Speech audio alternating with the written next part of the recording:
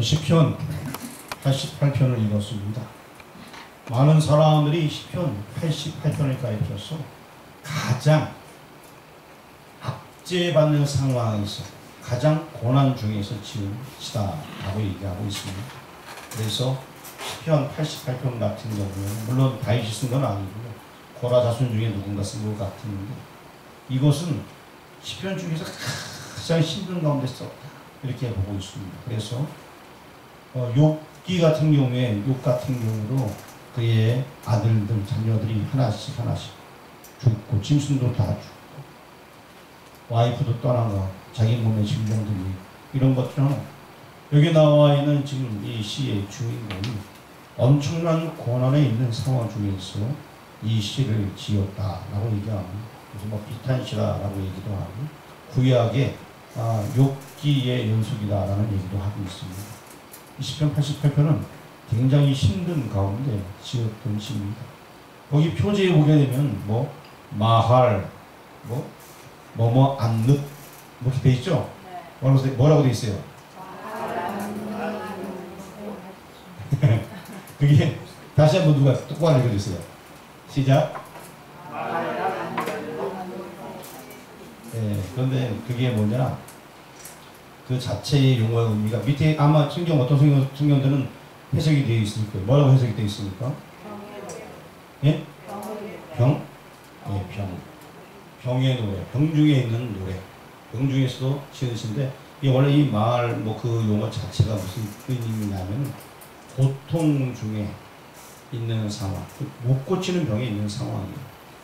그래서 이제 예를 든다면은 당시로서는 문둥병 이런 병, 노래 있다든가 특별한 병에 있어서 고치지 못하는 상황.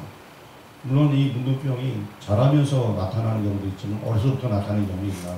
그래서 아주 어려서부터 이 사람이 힘든 가운데 있는 그런 모습이에요.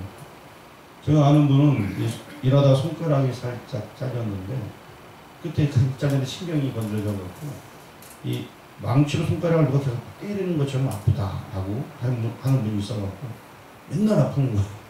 그러다가 이제 결국에 좋은 병원 가서 시술하고 나서는 괜찮아졌는데 그 전까지 이게 다른 병원 웬만큼 다녀도 계속 손가락이 아파갖고 힘든 증이 있었는데 지금 여기 시편 기자가 굉장히 아프고 힘든 그런 상황이었다라고 보면 될 것 같습니다.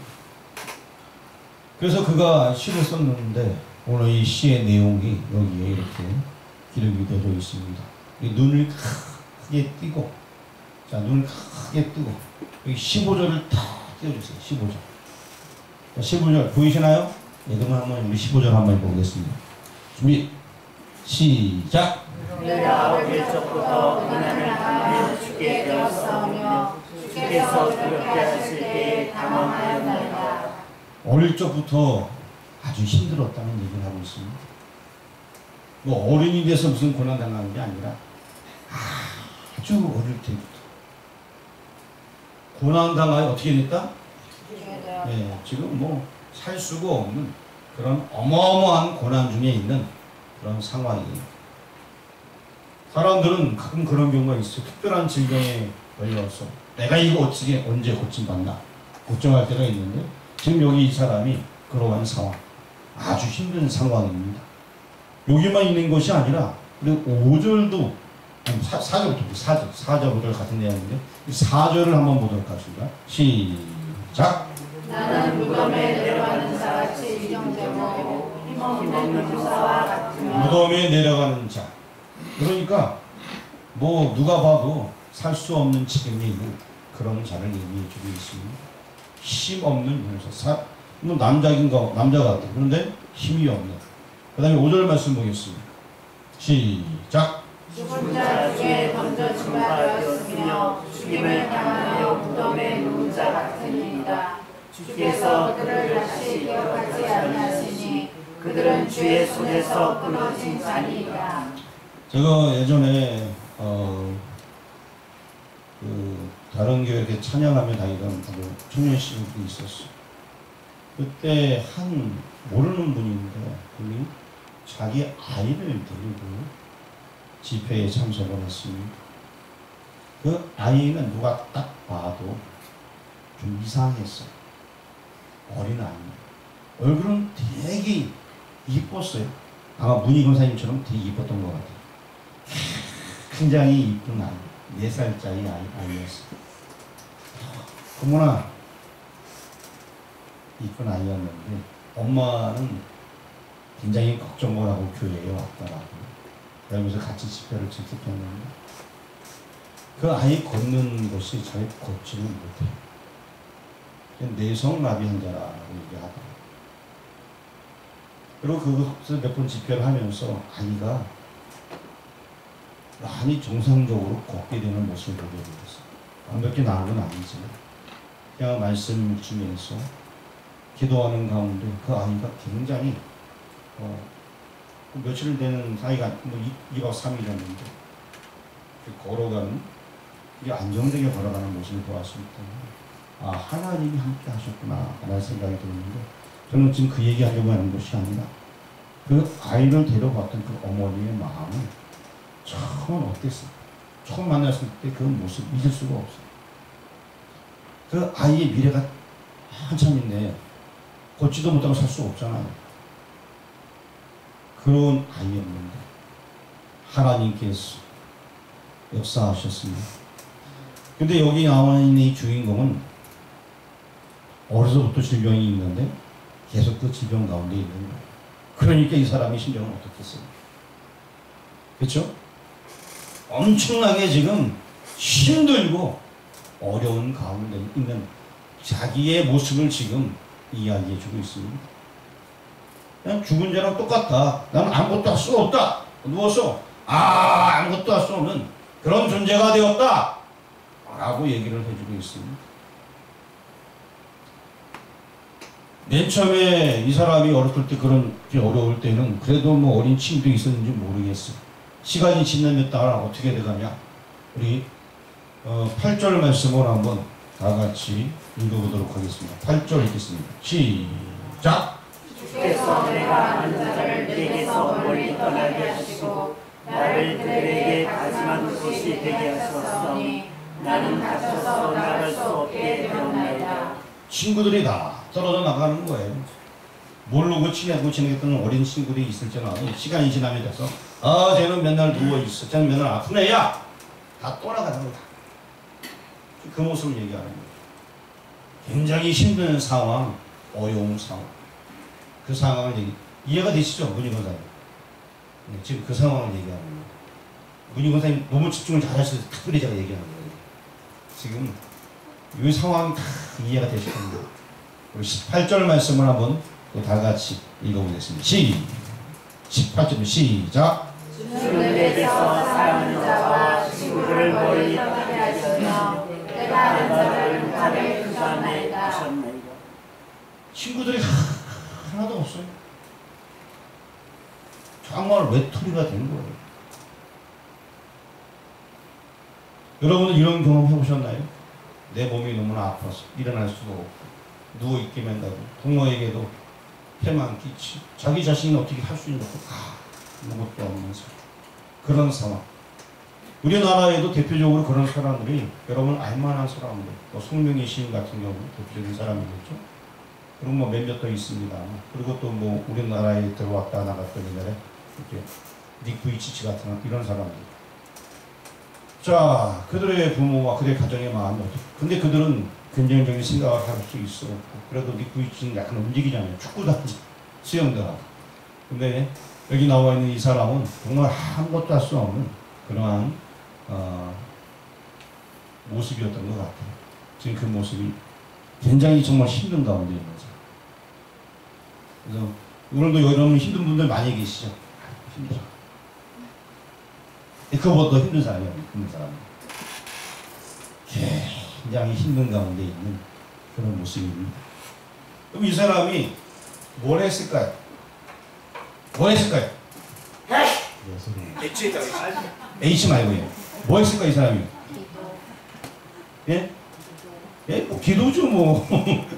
자, 그 사람의 기도를 한번 여기 나온 이 사람의 기도를 한번 보겠습니다. 1절 말씀 다 같이 한번 읽어보겠습니다. 시작. 여호와 내 구원의 하나님이여 내가 내가 주야로 주 앞에서 부르짖었사오니. 언제 기도했어요? 밤낮으로 기도했다는 얘기입니다. 밤낮으로. 문영주 목사님 밤낮으로 기도하시죠? 예, 항상 걸어다니면서 기도하시는 분이에요. 일하면서 찬양하고 기도하고. 너무 멋있어요. 여러분들도 다 아마 그러리라 봅니다. 한낮으로 기도합니다. 또 2절 말씀을 한번 보도록 하겠습니다. 시작! 나의 기도가 주 앞에 이르게 하시며 나의 부르짖음에 주의 귀를 기울여 주소서. 계속 부르짖고 있습니다.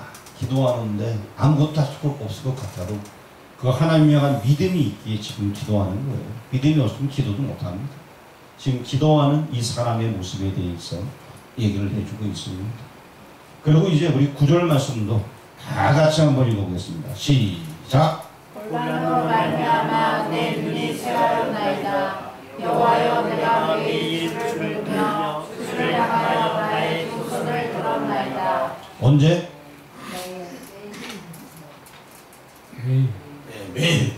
매일. 매일 주님에 나오는 거예요. 매일 새벽에 나가야 돼요. 매일 주님 앞에 나와서 기도해야 되는 것입니다. 매일. 김영희 쌤 배우세요. 매일? 매일마다 나와야 되는데. 자, 그럼 우리 13절 말씀을 같이 한번 읽어보겠습니다. 13절 시작! 여호와여 오직 내가 주께 부르짖었사오니 아침에 나의 기도가 주의 앞에 이르리이다. 자, 뭐 아침에도 기도해야 돼. 저녁에도 기도해야 돼. 오늘 본문 말씀 보니까 주야에 기도하고 계속 기도. 자, 이 사람은 정말 힘든 상황 속에서 할 수 있는 것이 기도. 그 마음에 믿음이 있었기 때문에 기도를 하는 것입니다. 1절 말씀 보니까 언제 기도한다? 주야로 기도한다. 2절 말씀 보니까 부르짖어 기도한다. 9절 말씀 보니까 매일 기도한다. 13절 말씀 보니까 또 부르짖어서 아침에 기도한다. 이렇게 얘기하고 있습니다. 우리는 시간 날 때마다 뭐 해야 된다? 믿음이 있는 사람은 기도해야 돼요. 믿음이 없는 사람은 기도 안 해도 돼요. 믿음이 있으면 당연히 기도할 수밖에 없어요. 믿음이 없는 사람이 어떻게 기도하겠습니까? 믿음이 있어야지만 기도하는 거예요. 내가 하나님의 자녀가 확신이 있다면 우리는 하나님께 매달리고 기도할 수밖에 없어요. 여기 나와 있는 이 사람은 기쁨의 터널이 끝이 없는 것 같아요. 아무리 가도 이 터널이 끝이 안 보이고 빛이 안 보이는 그 터널, 어둠의 터널을 지금 통과하고 있는 중에 그래도 믿음을 가지고서 하나님께 뭐하고 있습니까? 기도하고 있는 것입니다. 얼마나 멋있습니까? 여러분들이 여기 나와 있는 이 사람처럼 힘든 상황인가요? 어려운 상황인가요? 그렇지 않잖아요. 그렇죠? 이 사람보다는 낫잖아요. 그래요, 안 그래요? 이 사람보다 대부분 다 나을 거예요. 괜찮을 거예요. 그렇다면 우리는 더 큰 믿음을 가지고 더 크게 부르짖으며 기도해야 될 것입니다. 우리 앞에 그 기쁨의 터널이 이 사람보다는 못할 거예요. 날마다 기도하는 여러분 되기를 주의 이름으로 축원합니다. 자, 기도의 내용에 대해서 아주 간략하게 살펴보려고 합니다. 이 사람의 믿음의 고백이 어떤 것인지 우리 10절 말씀 같이 한번 읽어보도록 하겠습니다. 10절 시작! 주께서 죽은 자에게 기도하는 일시를 주니까 그들이 일어나 그를 찬송하니까. 자, 이 얘기는 무슨 얘기냐? 죽은 자들은 아무것도 할 수 없는데 나는 지금 살아있습니다. 그래서 기도하겠습니다. 이런 고백입니다. 내가 주를 찬양하겠습니다. 유령들이 일어나 주를 못합니다. 누가 찬양한다? 내가 누워있지만 내가 찬양하겠다. 내가 어려운 관계 있지만 여기 유령이라는 용어는 실제 이 용어는 의미가 좀 다른 건데 이게 이제 유혼. 그래서 이제 성경에 보면 창세기에 보면은 잠깐만 설명하고 갈게요.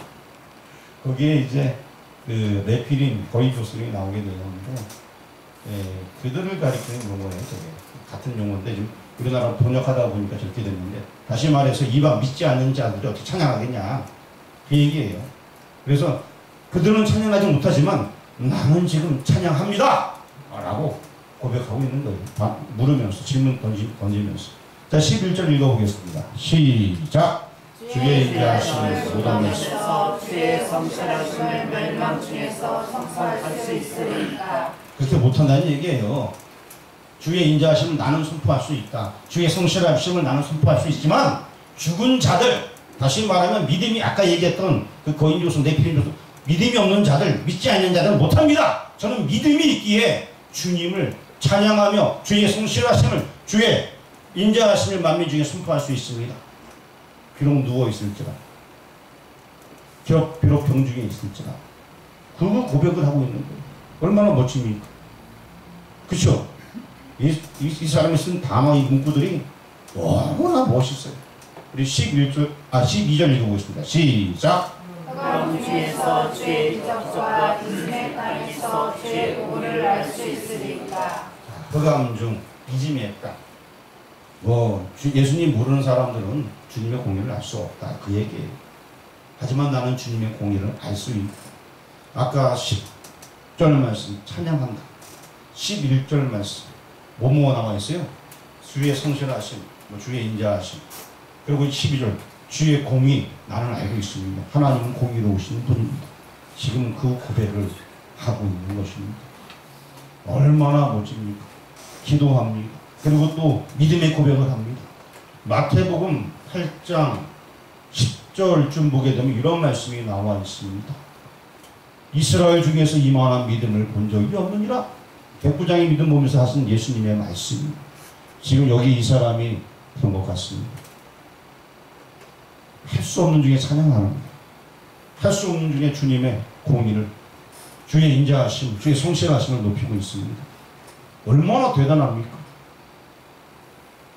우리 마지막으로 성경을 한번 찾아보겠습니다. 제가 열심히 말은 하지만 별로 반응이 없는 것 같아서 성경을 한번 자꾸 끝내도록 하겠습니다. 로마서 5장입니다. 로마서 5장 3절 4절. 로마서 5장 3절 4절. 자, 다같이 공독합니다. 시작. 다만 뿐 아니라 우리가 환난 중에도 즐거워하나니 이는 환난은 인내를, 인내는 연단은 소망을 이루는 줄 알미로다. 환난 중에 뭐 해야 돼요? 예? 환난 중에는 아이고 환난이 나한테 임하면 안 돼요, 도망가는 얘기예요? 다시 환난 중에 뭐 한다? 환난 중에도 즐거워해야 돼. 왜? 하나님이 나를 쓰시고자 더 연단시키고 환난 주는 거니까 그냥 그 가운데는 즐거워야 되는 것입니다. 우리 제목을 한번 크게 읽어보겠습니다. 시작.